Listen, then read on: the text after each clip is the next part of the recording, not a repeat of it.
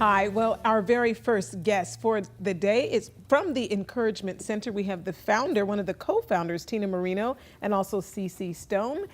Welcome to the show, ladies. Glad to have you here today. Welcome back. Glad to have you. And you brought a friend with you. Yes. My trusty sidekick. Yay. Well, that's a good thing. And the great thing about bringing friends on board is that you get to expand and do new things and reach more people here in our community. So tell me about what you, first of all, tell us about the Encouragement Center first, just so people can have an understanding of what you do for people here in our community. Well, the Encouragement was founded 21 years ago, and it started out just taking sack lunches and clothing and toiletries out to the homeless.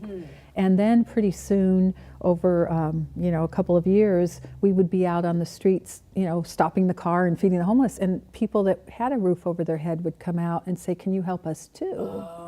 And so Cece and I started bringing groceries and diapers and things to them, and they had a roof over their head, but not enough money to make it through the end of the month. Right. So we added that program to us. So the bulk of our program is two-pronged: is that we still feed the homeless, and provide for them, and then we also help the working poor. Which is a unique position for many people here in our community. Is that correct?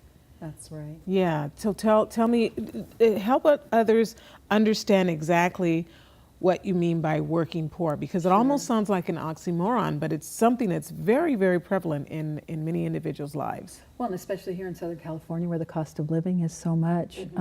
But working poor is mainly described as those who do have a roof over their head. They're not homeless, but they may run out of money before the end of the month.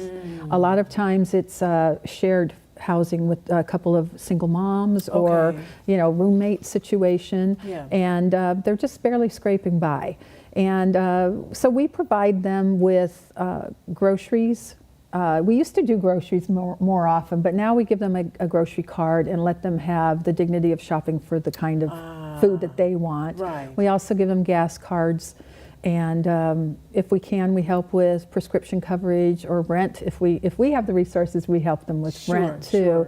But yeah, they just they're in a bind. If their car breaks down for a few days, they can't go to work. They've lost that pay, and then they're not able to make it. And they just need that hand up. Need an extra hand. Cece, how do you identify individuals? How do you even reach them? Or do they find you? Do you find them? How do you all connect with these individuals? Well, a lot of times they do. They call the Encouragement Center. They're given, Tina takes the calls usually, and she, the different resources refer them to her.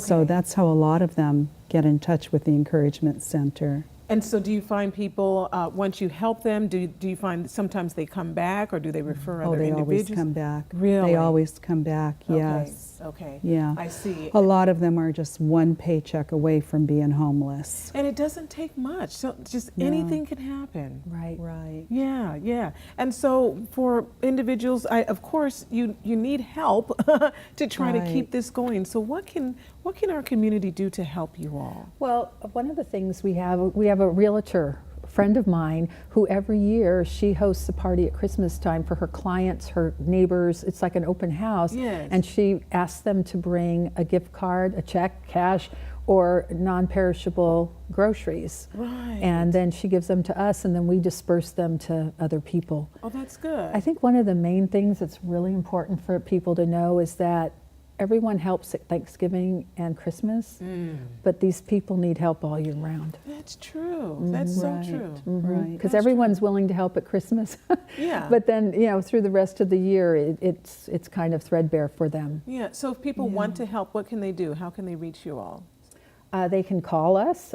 They can go to our website, theencouragementcenter.org. They can host their own food drives. They can have a gift card contest and raise gift cards. They could also help us with our sack lunch and toiletry making parties. We do those every quarter, and we make up a couple thousand bags to hand out to the homeless, but also to the working poor. Which is great. And you left some here, and we were able to take those bags and hand over to people. That felt really good. And we kept them in our trunk so that we could just hand them out. So thank you so much for that. Well, ladies, you all are doing a fantastic job, definitely serving a specific need in our community. And so we just want to say thank you so much for coming on and sharing. Thank you for having us. I really appreciate it. All right, we'll see you again soon. Okay, great.